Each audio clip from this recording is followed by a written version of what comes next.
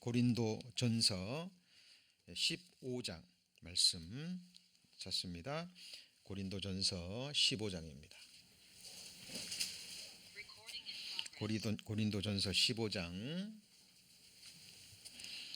고린도전서 15장 3절 4절입니다. 제가 봉독합니다.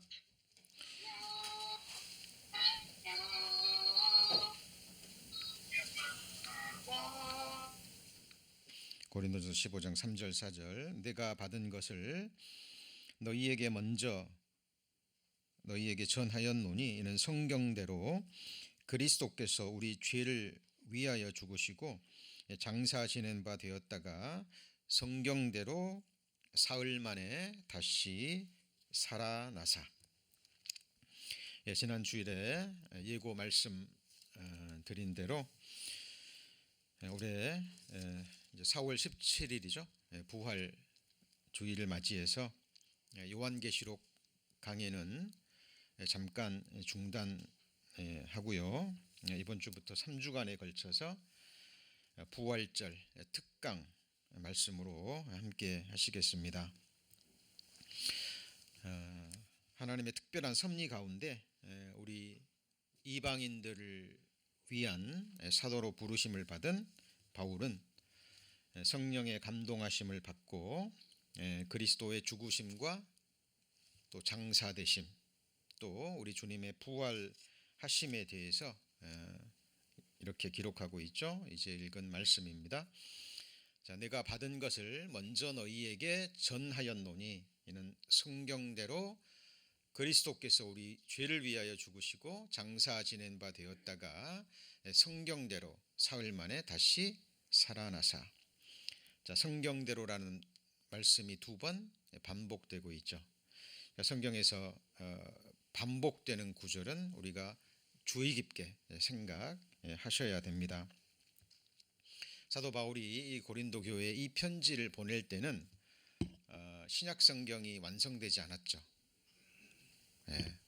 그래서 여기서 말하는 성경은 신약 성경을 가리키는 것이 아니라 구약 성경을 가리킵니다. 자, 그러면 예수님의 죽으심과 장사되심과 부활 하심에 대한 기록이 구약 성경에 미리 기록되어 있다라는 거죠. 미리 예언되어져 있다라는 사실입니다. 구약 시대의 선지자들과 성도들은요, 예수님이 이 땅에 오시기도 전에 예수님의 오심과 죽으심과 부활하심을 알고 믿었습니다. 그리고 그 소망을 품었고 그것을 선지자들은 기록했고 또 사람들에게 선포했다라는 사실입니다. 그런데 어떻게 알 수 있었을까요? 이유는 간단하죠. 하나님께서 계시해 주셨기 때문입니다. 모든 성경은 하나님의 감동으로 기록된 것이죠. 그런데 기록하기 전에 먼저 하나님을 찾는 사람들을 하나님은 찾으시고 그들에게 하나님은 말씀을 계시해 주신 겁니다. 자, 우리 신약시대 그리스도인들은 성경에 미리 예언이 되고 그리고 기록된 말씀대로 오셔서 구약 성경을 완성하시고 그리고 예수님의 죽으심과 부활하심, 승천하심을 역사적 사건으로 보고 믿고 있죠. 이미 지나간 과거의 사건이잖아요. 그런데 구약 시대의 선지자들과 성도들은 수천 년 후에 일어날 일을 미리 알고 믿고 구원함을 받고 그리고 부활의 소망을 품었다라는 겁니다. 참으로 놀라운 사실이 아닐 수 없습니다. 저는 이제 복음을 전하면서 가끔 그런 질문을 받습니다. 평생 동안 한 번도 전도를 받아보지 못한 사람, 예를 들어서 산골짜기에서 태어나서 산골짜기에서 살다가 돌아가신 분들은 전도의 기회도 없었는데 어떻게 구원을 받을 수 있겠냐고 질문을 받습니다. 그런데 우리가 구약 성경을 조금만 주의 있게 살펴보면 그에 대한 정확한 답을 알 수 있습니다. 하나님은 온 땅을 두루 감찰하사 전심으로 자기에게 찾는 자를 향하여 능력을 베푸십니다. 하나님은 결코 실수하지 않으십니다. 성경이 없던 시대에도 하나님은 하나님을 찾는 자를 보셔요. 그러나 그 하나님을 찾는 자는 다수일까요? 소수일까요? 극소수입니다. 하나님은 그 사람을 찾으셔서 열어서 보여주시는 거예요. 하나님의 살아계심을 알려주시고 또 구속의 은혜, 구약시대의 성도들에게도 이 복음이 개인적으로 전해졌다라는 사실입니다. 그래서 구약 성경에는 메시아 되시는 예수 그리스도의 처녀 탄생, 처녀의 몸을 빌어서 이 땅에 오실 것이 미리 예언되어 있죠. 그리고 어디에서 태어나실 것도 예언되어 있죠. 베들레헴에서 탄생하시고, 그리고 칼을 피해서, 그죠? 압제자의 칼을 피해서 애굽으로 피신할 것도 예언되어 있죠. 그리고 돌아와서 나사렛이라는 동네에 사실 것도 예언되어져 있습니다.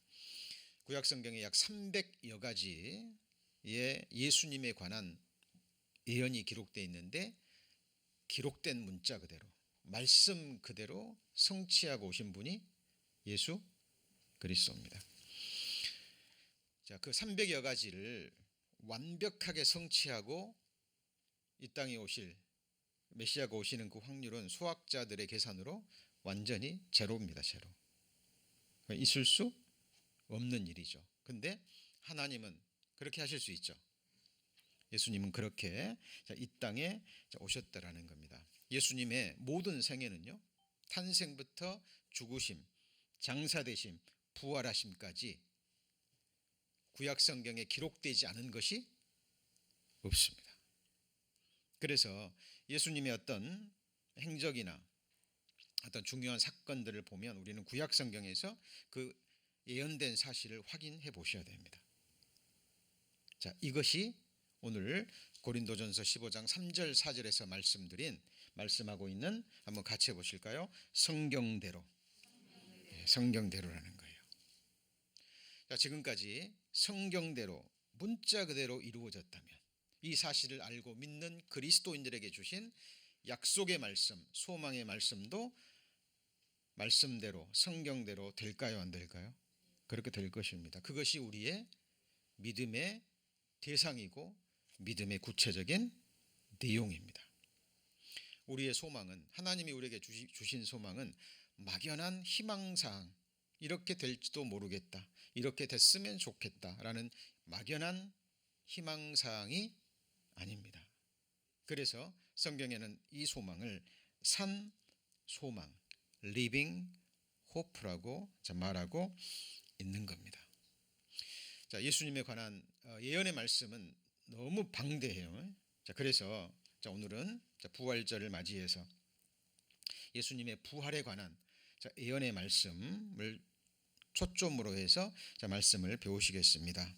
그래서 세 번의 특강 말씀, 오늘 첫 번째 제목입니다. 구약으로 읽는 부활 이야기, 구약으로 읽는 부활 이야기라는 제목으로 함께 말씀 배우시겠습니다. 신명기 32장에 보면 이런 말씀이 있죠. 옛날을 기억하라, 역대 연대를 생각하라, 내 아비에게 물으라, 그가 내게 설명할 것이요, 내 어른들에게 들으라, 그들이 내게 이르리로다. 자, 인생이 무엇인지, 삶이 무엇인지, 죽음이 무엇인지, 인생의 의미가 무엇인지 우리는 믿음의 선진들에게 물어보면 답을 줍니다. 이 세상 사람들에게는 답을 주지 못하죠. 그러나 성경 속에 믿음의 열조들은 진실되게 묻는 자들에게 답을 주십니다. 그래서 특히 부활에 초점을 맞춰서 우리 역대 연대를 생각하면서 우리 믿음의 어른들에게 한번 물어보겠습니다. 우리 믿음의 조상 아브라함으로 시작해서 구약 성경에 기록된 믿음의 선진들이 품었던 부활 소망을 한번 추적해 보겠습니다. 우리 창세기 22장을 찾겠습니다. 창세기 22장입니다. 27페이지. 자, 구약성경 27페이지 창세기 22장 1절. 그 일 후에 하나님이 아브라함을 시험하시려고 그를 부르시되 아브라함아 하시니 그가 가로되 내가 여기 있나이다. 여호와께서 가라사대 네 아들 내 사랑하는 독자 이삭을 데리고 모리아 땅으로 가서 내가 내게 지시하는 한 산 거기서 그를 번제로 드리라. 자, 우리 성도님들이 아브라함이 한번 되셔 보셨으면 좋겠습니다. 75세에 하나님이 세 가지 약속을 주시죠. 큰 민족과 그리고 복과 땅을 약속하십니다. 자, 큰 민족을 주시겠다라는 말씀 속에는 후사를 주시겠다는 거예요. 아들을 주시겠다는 겁니다. 자, 그런데 가나안 땅에 들어가서 10년 동안 기다렸는데 아들을 주시지 않고 자기 몸은 이제 늙어가고 사라도 경수가 끊어져 가고 이제 아브라함의 믿음이 약해지죠. 그리고 사라가 자기 여종 하가를 줍니다. 내 종을 통해서라도 후사를 이으라고. 그건 어때요?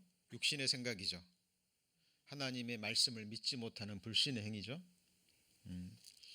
자, 아브라함이 이렇게 믿음이 약해질 때도 있었지만 다시 하나님의 책망의 말씀을 듣고 믿음으로 돌아섭니다. 그리고 100세 때 약속대로 이삭이라는 아들을 얻습니다. 기적이죠. 기적입니다. 자, 아브라함에게 있어서 독자 이삭은 어떤 의미였을까요? 생명과도 같은 그런 너무나 귀한 아들입니다. 그 아들을 누가 주셨죠? 하나님이 주셨습니다. 그런데 어느 날 그 아들을 번제로 바치라는 겁니다. 자, 우리가 아브라함이 돼 보시죠. 많은 생각이 일어났겠죠. 그 명을 받고 아침에 일찍 일어났습니다. 아마 잠을 자지 못했겠죠. 그러나 아브라함은 자, 믿음의 생각으로 돌아섭니다. 그리고 아침에 일찍 일어나 종들과 함께 모리아 산으로 떠납니다. 명을 받았던 브엘세바에서 모리아까지는 걸어서 3일 길입니다.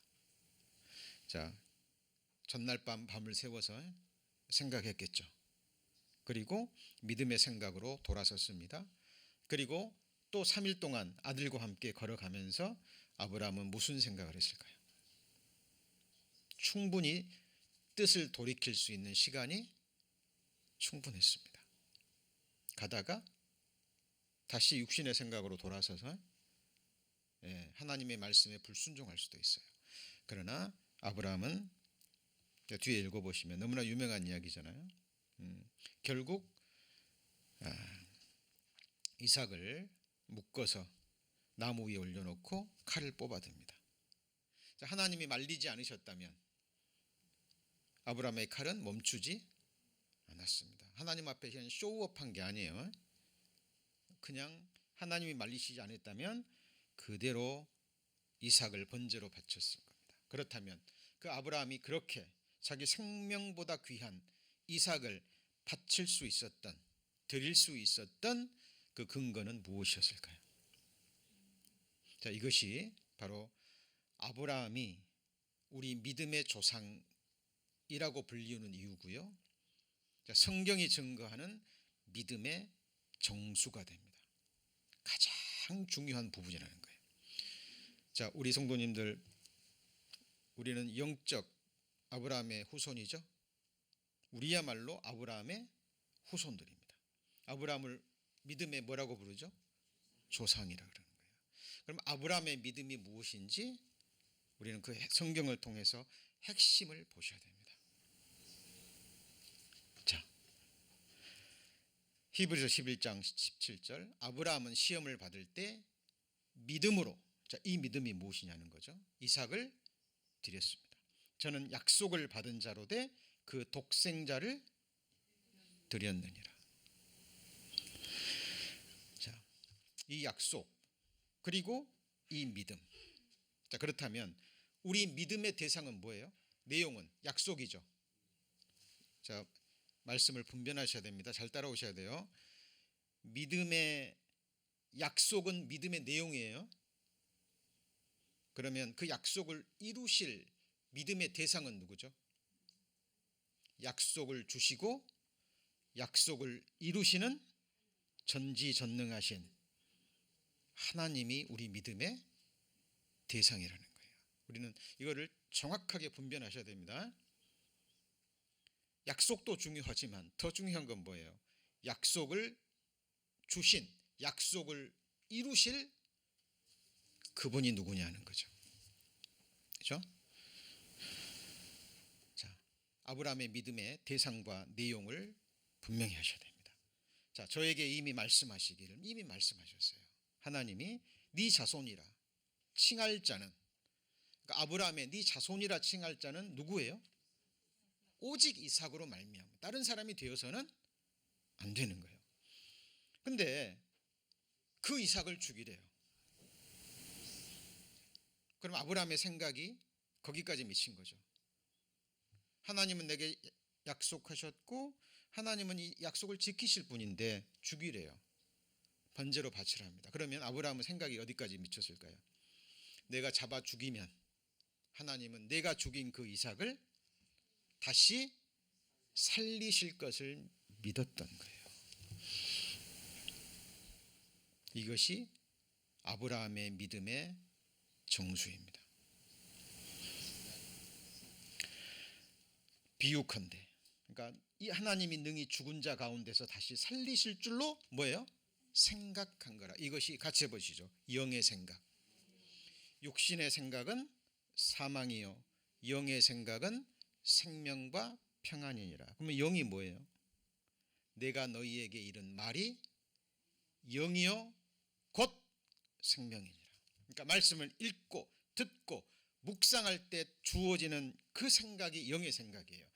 우리 성도님들 그 영의 생각을 목숨으로 붙잡고 가셔야 됩니다.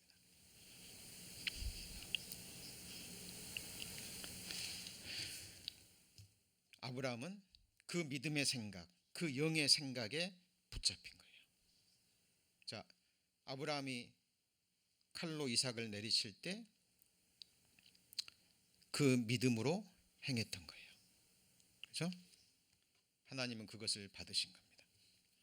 로마서 4장 17절에 기록된 바 내가 너를 많은 민족의 조상으로 세웠다 하심과 같으니 그의 믿은 바 누군죠?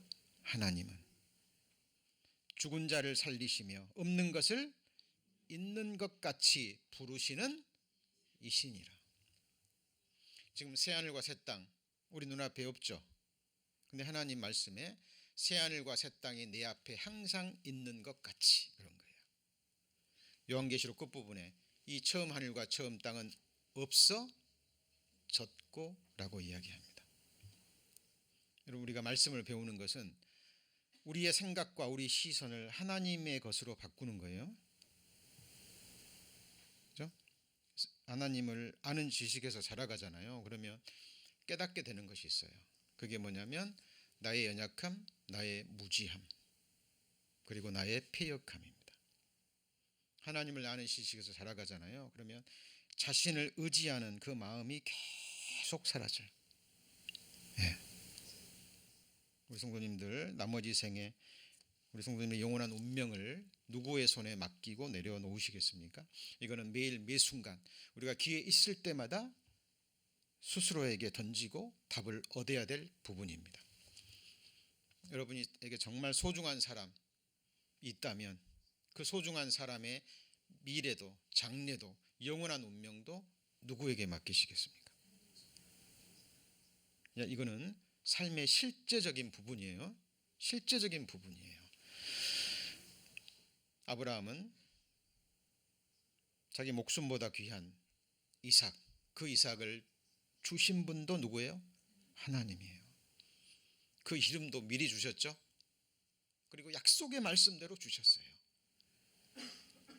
이미 능력이 사라져 버렸는데 사라가 이미 경주도 끊어져 버리고 이미 여인으로서 생산할 수 있는 능력이 완전히 없어졌는데 주신 거잖아요.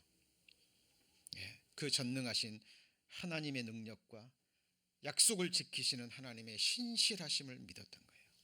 여러분, 우리의 부활의 소망도 거기에 있어야 됩니다.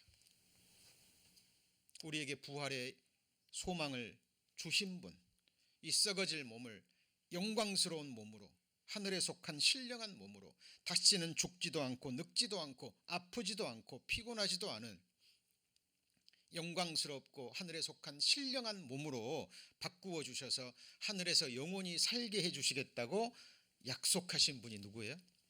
천지를 지으신 하나님, 바로 신실하신 약속의 하나님 여호와 성삼위 하나님이신 거예요. 우리의 믿음의 대상은 거기에 있습니다. 자, 그리고 욥 너무나 잘 아시죠? 자, 욥의 부활 신앙도 한번 살펴보고자 합니다. 욥은 구약 시대 3대 의인이라고 불리는 사람이죠. 그죠?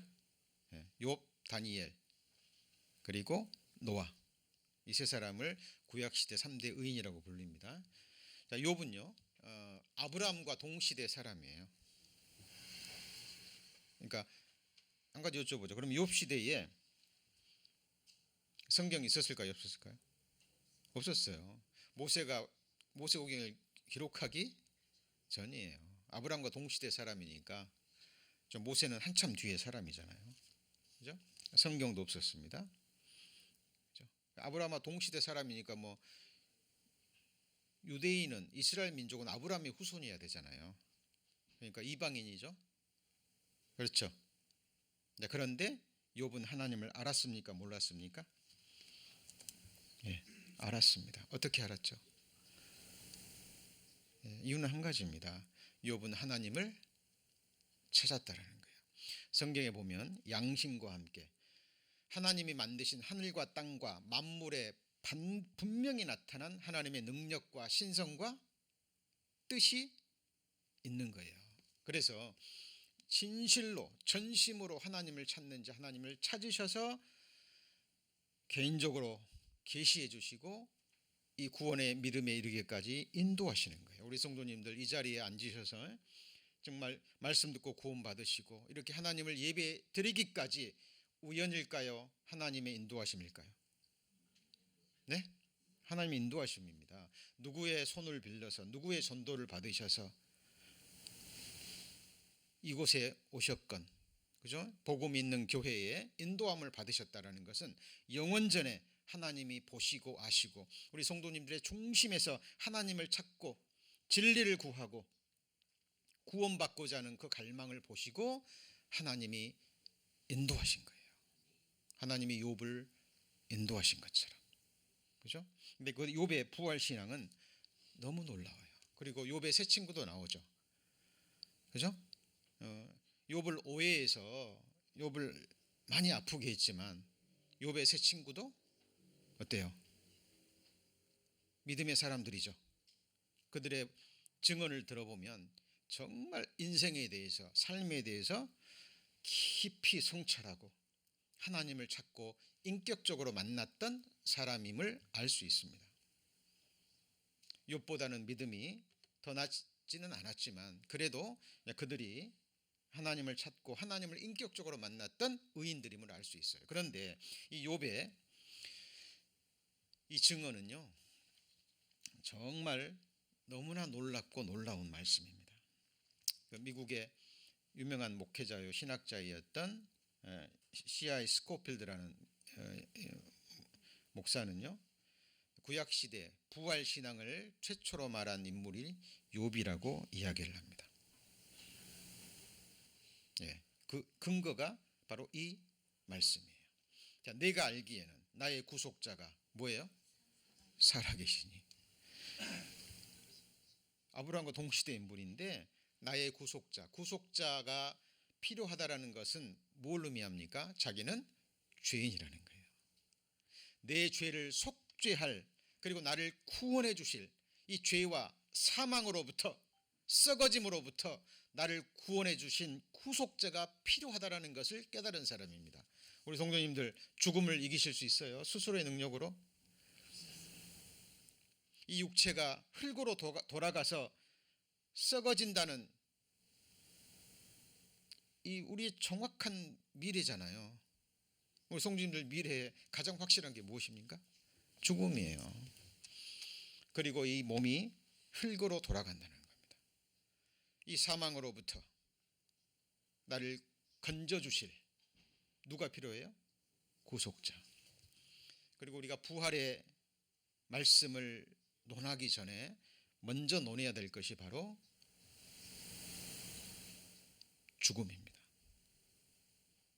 부활은 죽어서 부활하는 거죠. 그럼 죽음이 무엇이고 죽음이 왜 우리에게 왔냐는 겁니다.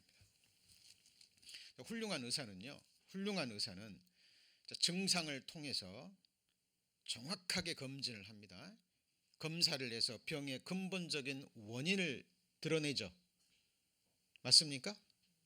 그리고 그 근본적인 원인을 제거합니다.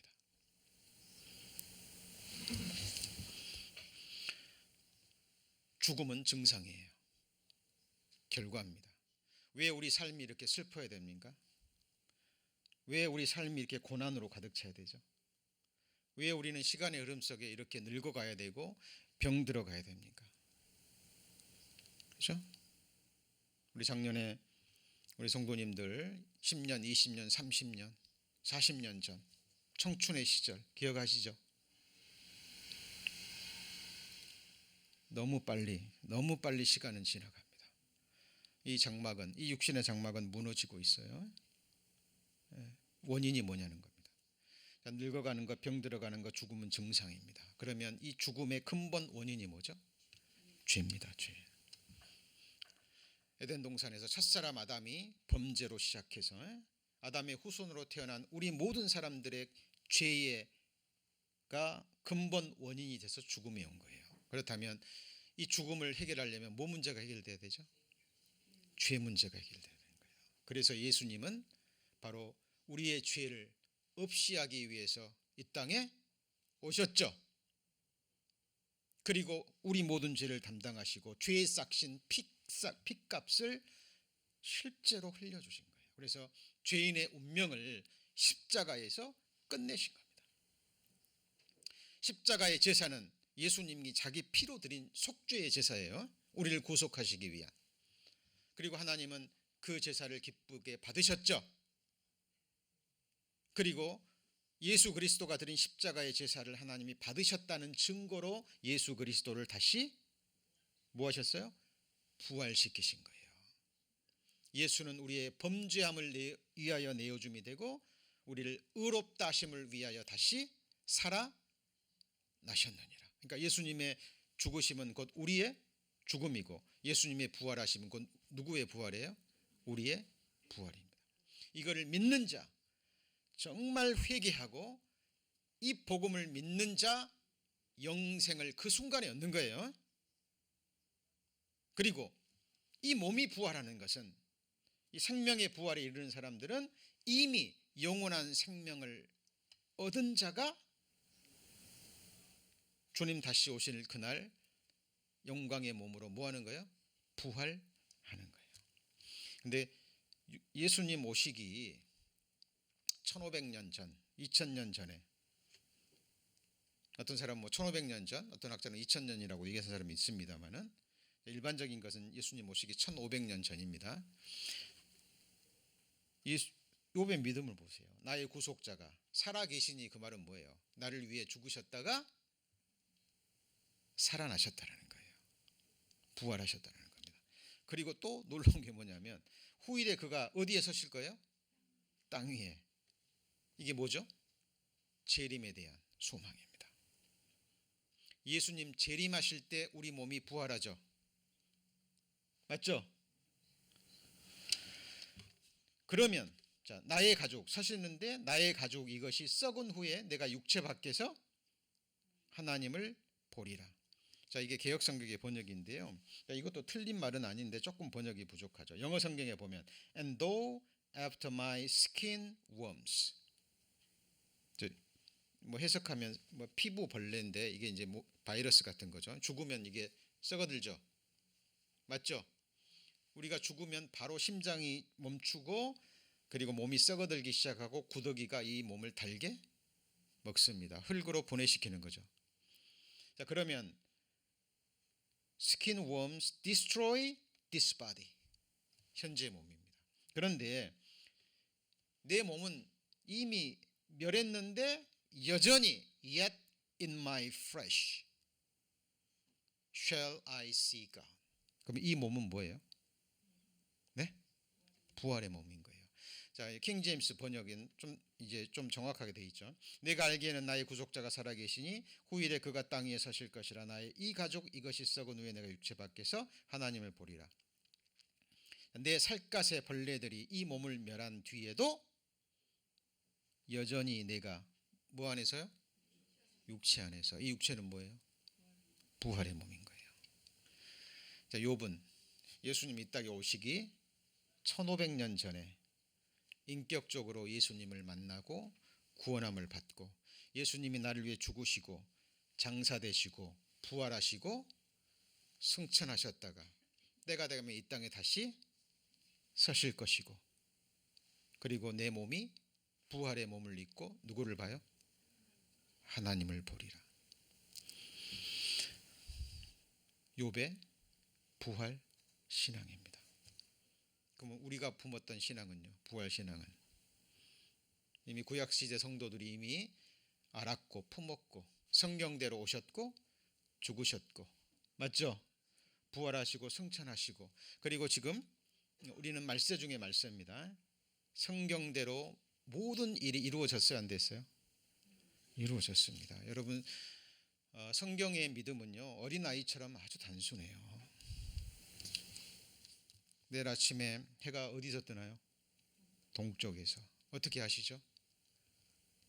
동쪽에서 뜨기 때문에. 그런데요 이 천지의 규례는 바뀔 수 있어요. 이걸 이적이라고 얘기합니다. 기적이라고 얘기해요. 여호수아가 기도하니까 해가 하루 종일토록 그 자리에 있어 버렸죠. 맞죠? 히스기야가 하나님께 징조를 구하니까 내가 15년 동안 히스기야가 기도했잖아요. 너 죽으리라 이사야 선지자 말을 듣고요. 벽을 향해서 간절히 기도해요. 회개하면서. 그러니까 하나님이 히스기야의 그 회개를 보시고 그래 내가 너 15년 동안 육신의 생명을 더 줄게. 내가 어떻게 알죠? 이사야 선지자 당신이 한 말이 당신의 말인지 하나님의 말씀인지 내가 어떻게 하냐고. 징조가 무엇입니까? 그러니까 이사야 선지자가 뭐라 그래요? 해 그림자를 앞으로 나가게 할까? 뒤로 물러나게 할까? 그러니까 이게 이렇게 가다가 이렇게 가는 거 쉽죠? 그죠? 해가 이렇게 가다가 이렇게 가는 거 쉽잖아요. 순간이동하기는. 근데 이렇게 가다가 반대로 순간이동하기는 어렵죠. 히스기야가 이 징조를 구해요. 둘이 앉아서 해시계를 바라봅니다.